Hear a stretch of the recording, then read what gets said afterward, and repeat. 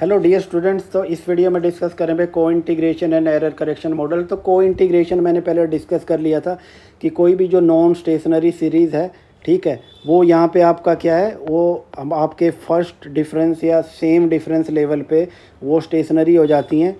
ठीक है, अगर वो सेम डिफरेंस पे स्टेशनरी हो जाती हैं और जो उनका एरर टर्म्स जो आता है, ठीक है, जो एरर टर्म आता है वो लेवल पे स्टेशनरी होता है।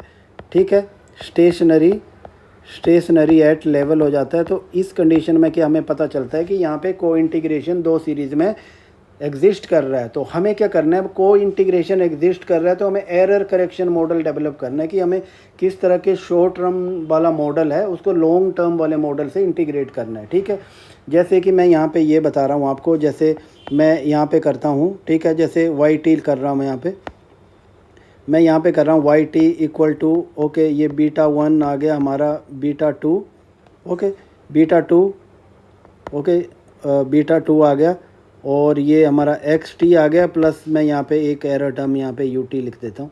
ठीक है, ये एरर टर्म आ गया।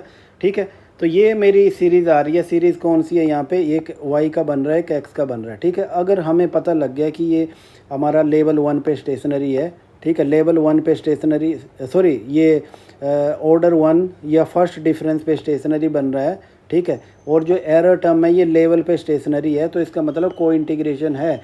को इंटीग्रेशन है तो हमने क्या किया है, ये लॉन्ग टर्म वाला मॉडल हमने ये इसमें एस्टिमेशन कर लिया। अब हमें क्या करना है, इसमें करेक्शन डेवलप करनी है। ठीक है, तो करेक्शन के लिए क्या करेंगे हम, ये जनरेट द, इसमें क्या कह रहे हैं, जनरेट दी एरर सीरीज़ हम जनरेट करेंगे इसमें। ठीक है, एक बार हमने अगर मॉडल को इसको एस्टिमेट कर लिया तो एरर को हम सीरीज़ को क्या करेंगे, उसको जनरेट करेंगे। एरर कर लिया तो फिर हमें क्या करना है, फिर हमें फर्स्ट डिफरेंस लेके, ठीक है, तो यहाँ पे देखिए ये क्या है, स्टेशनरी कौन सा है, वाई टी हमारा फर्स्ट लेवल पे स्टेशनरी है, इक्वल टू, ठीक है, यहाँ पे ये अल्फ़ा नोट आ गया, ठीक है, ये अल्फ़ा 1 आ गया, और ये फर्स्ट डिफरेंस ले रखा है किसका, एक्स टी का ले रखा है, और आगे हमारे पास क्या आ जाएगा, ये प्लस, और ये आ जाएगा अल्फ़ा 2, और ये मेरा एरर टर्म आ गया, और एरर टर्म हमने एक लैग के साथ लिया है।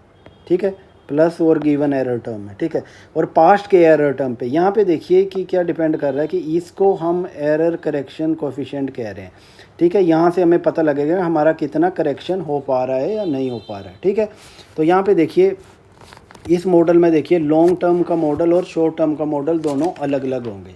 ठीक है, जब लॉन्ग टर्म का मॉडल और शॉर्ट टर्म का मॉडल अलग अलग है तो वहाँ पे आपको पता लगेगा कि किस तरह से हमारा करेक्शन हो पा रहा है। ठीक है, तो यहाँ पे देखिए अगर यहाँ पे मैं चेंज इन वाई मैं यहाँ पे लिख रहा हूँ, ठीक है, इसको जैसे अगर आप कोई डाटा रन करते हो तो इस तरह की वैल्यू आ रही है 0.061, ओके, प्लस आपका 0.29 आगे मैं ऐसे हाइपोथेटिकल लिख रहा हूँ, ये एक्स टी आ रही है, और आगे माइनस आ रही है 0.12 एरर टर्म और -1 आ रही है। ठीक है, तो यहाँ पे देखिए ये सारी एस्टिमेटेड वैल्यू हमारे पास आ रही हैं ये।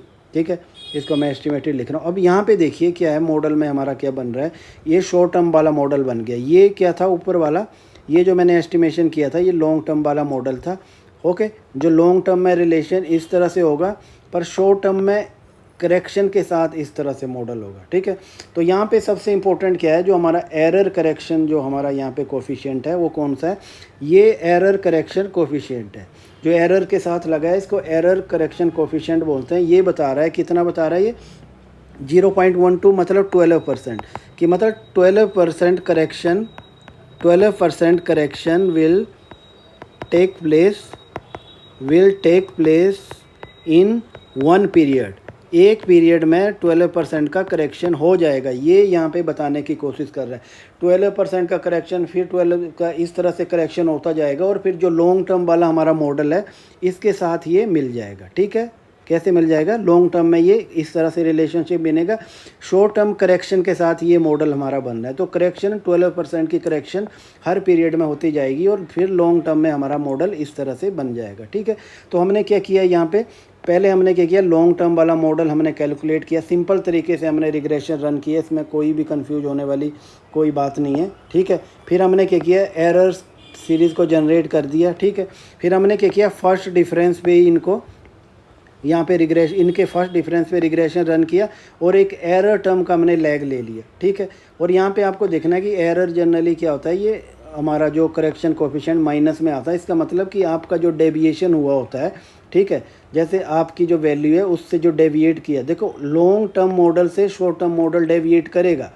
जब ये डेविएशन हो रहा है तो फिर ये करेक्शन होगी, तो फिर क्या माइनस में इसलिए आ रहा है, फिर कि माइनस के थ्रू क्या है, ये अपने रियल वैल्यू पे, लॉन्ग टर्म वाली वैल्यू पे ये वापिस आएगा, तो इसलिए यहाँ पे ये माइनस है, ठीक है। जनरली यहाँ पे माइनस ही होता है, जैसे ये अब डेविएट किया अपनी वैल्यू से, फिर ये नीचे की तरफ आया, तो इसलिए डेविएशन को करेक्ट करने के लिए ये माइनस का वैल्यू है, ठीक है। तो 12% का करेक्शन क्या होगा, एक पीरियड में होगा, ठीक है। यहाँ पे आपने देख लिया कि ये फर्स्ट डिफरेंस पे ये स्टेशनरी है, फर्स्ट डिफरेंस, तो इसलिए हमने ये चीज़ें ली हैं, तो ये मेरा एरर करेक्शन मॉडल बन जाता है। ये बड़ा ही इंपॉर्टेंट टॉपिक है ये, ठीक है। इसको आप ई व्यू में आप समझेंगे तो और भी ज़्यादा आसान हो जाएगा, ठीक है। Okay, thanks for watching.